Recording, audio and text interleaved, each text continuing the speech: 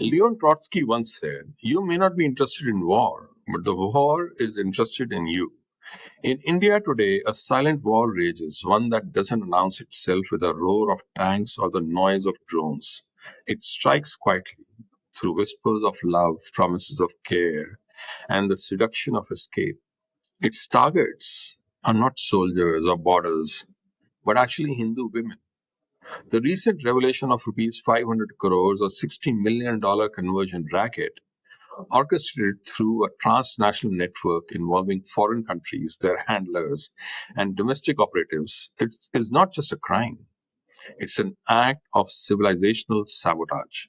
The worst part is that isn't a isolated occurrence. It's orchestrated. It certainly cannot be about faith itself. It's clearly about power, control, and the conquest, played out through wounds, rapes, marriages, and deceit. So let's call it what it is. Grooming Jihad 2.0, the demographic battlefield itself.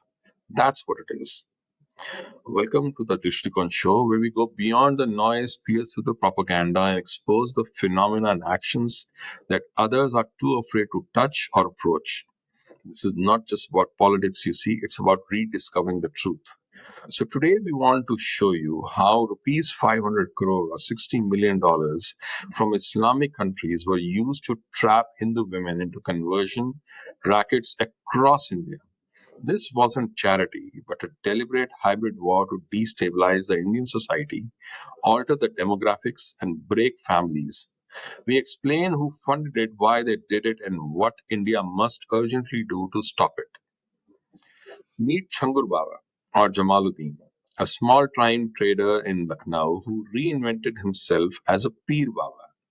Under the garb of spiritual guidance, he became a hunter of Hindu minds and bodies, targeting women, families, and communities with the cold precision of a general waging war. And his targets? Poor Hindu families, vulnerable girls, and fractured relationships. And his bait that he used was love and blessings and financial support and promise of escape. And who were his backers? An international network of Islamic countries funneling crores of rupees through NGOs, madrasas, and the Hawala channels. And what did he build?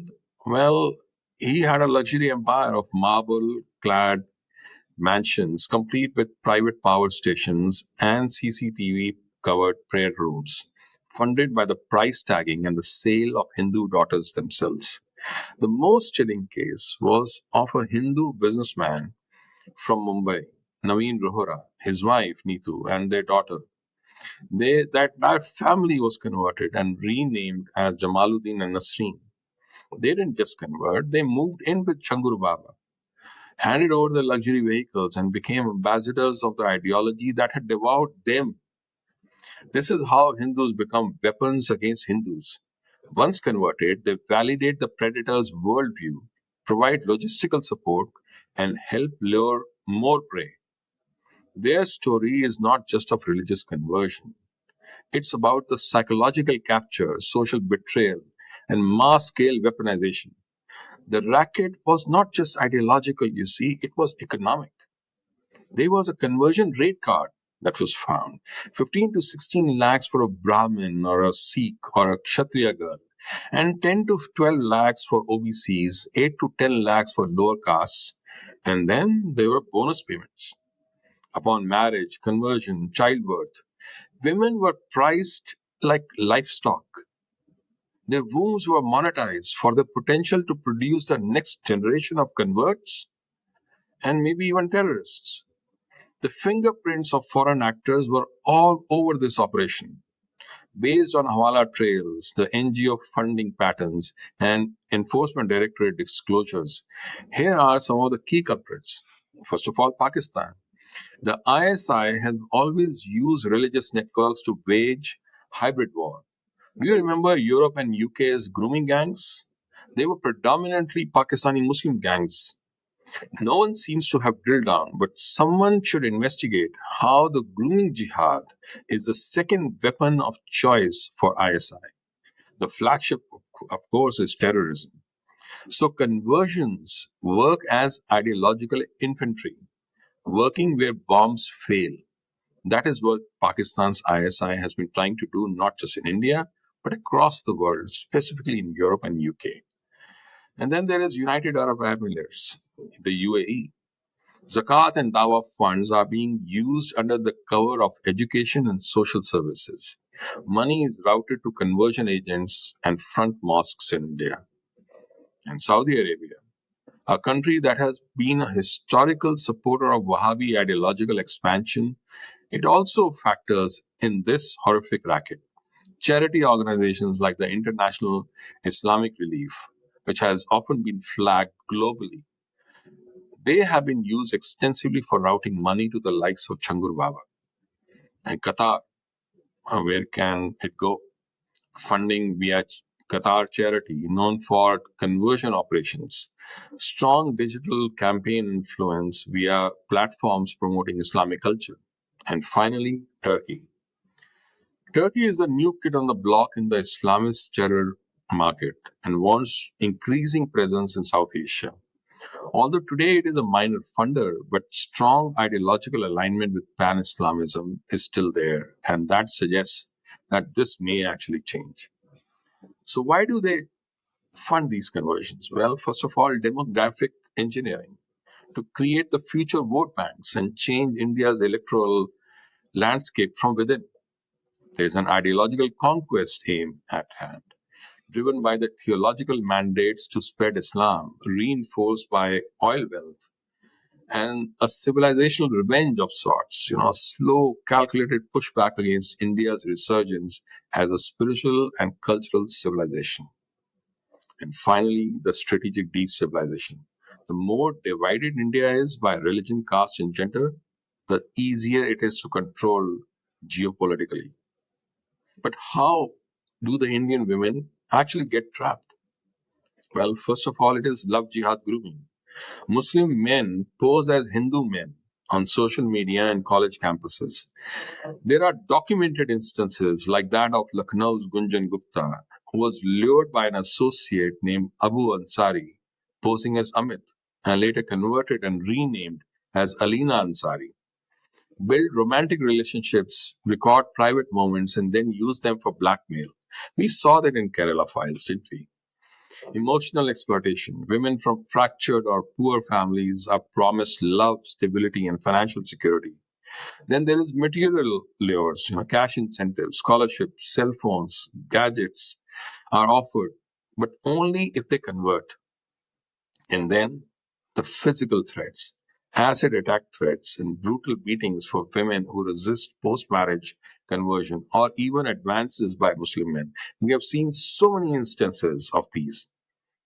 Digital radicalization. Islamist propaganda on social media very subtly demonizes the Hindu traditions and play up the Islamic idea. Women begin doubting their own faith and become soft targets. The civilizational cost to all this is huge. There are families who break down, parents lose their daughters, women lose identity. The trust within the society collapses, the communities fragment. There is a demographic shift. Conversions today mean voting blocks tomorrow. Remember that. Minor changes compound into electoral shifts in 5 to 10 years. So, communal parties like Samajwadi, Congress, and AMIM promote these conversions. National security threats, that's what they are. Converted women and their children can become sleeper cells under ideological handlers. And then there is economic damage. Foreign funding through Hawala and shell NGOs destroys the nation's financial integrity itself. It makes the entire nation and its banking system very vulnerable. And finally, the ghettoization and fear. There is distrust, isolation, and suspicion that turns cities into sectarian silos. But if we think this is just one off, it is not. There are historical precedents of this pattern of abuse. Don't think this is one kind of dastardly crimes and they are new. It just isn't new. This is actually a continuation. 1947 partition, Hindu women were raped, kidnapped, and converted. 1948 Kashmir invasion. The Pakistani raiders used women as war prizes. Rape camps outside of Muzaffarabad were set up for mass gang rapes. 1971 Bangladesh genocide. Hindu women were again used in rape camps for demographic cleansing. The only difference today is that it's done using smartphones, money trails, and legal cover. Why are Hindu women such easy targets? Well, first of all, we have to bell the cat that is the most important, which is the secular delusion. Hindu families avoid religious education, thinking it's communal. Their daughters become intellectually defenseless against religious predation. Economic vulnerability is also there for poor families who are easy to manipulate with money. And finally, there is no institutional support. Courts, media, and lawyers in India are overwhelmingly rigged in the favor of the Islamist predators. Hindu victims, well, they are simply abandoned.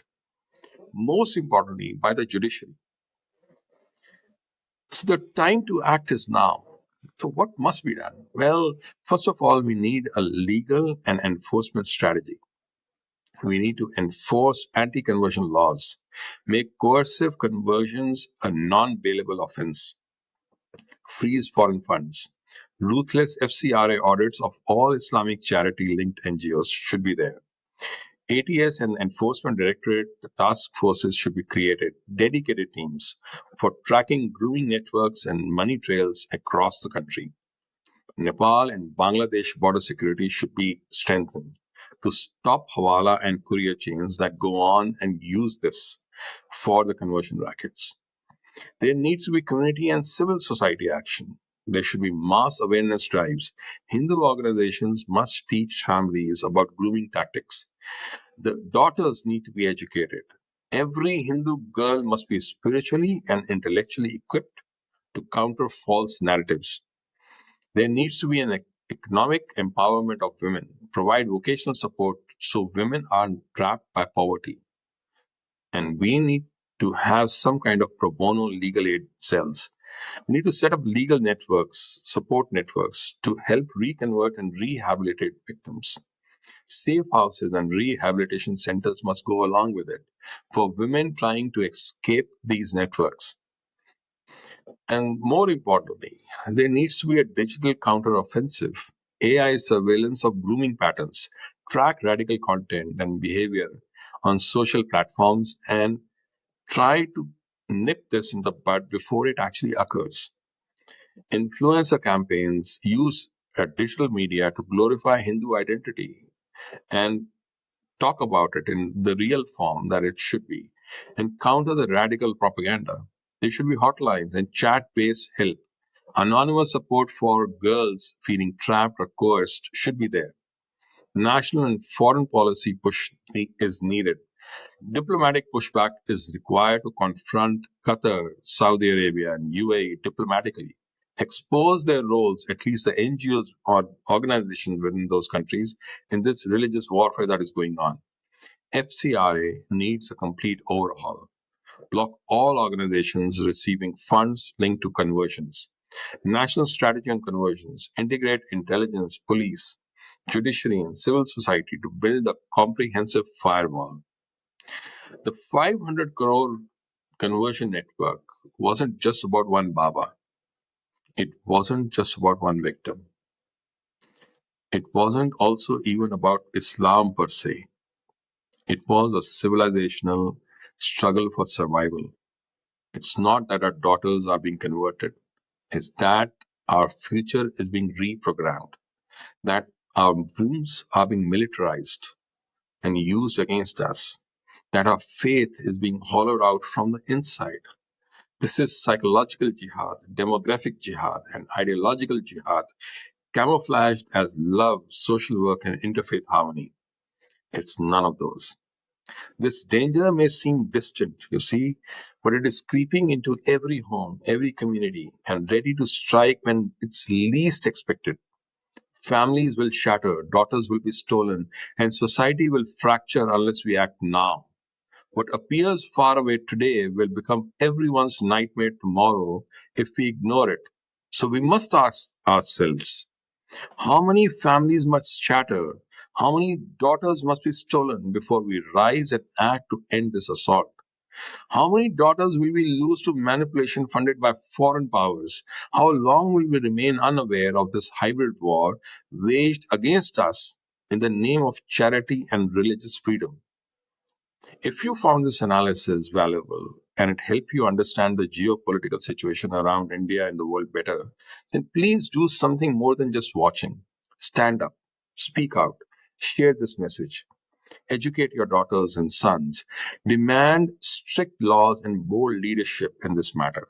Name and shame the Trojan horses within the Hindu community itself and stop apologizing for being Hindu. Start organizing to protect your own daughters, your own families. Because remember, it is a civilizational battle, and the others are ruthless, without morality or remorse. And they are not shying or backing down at all.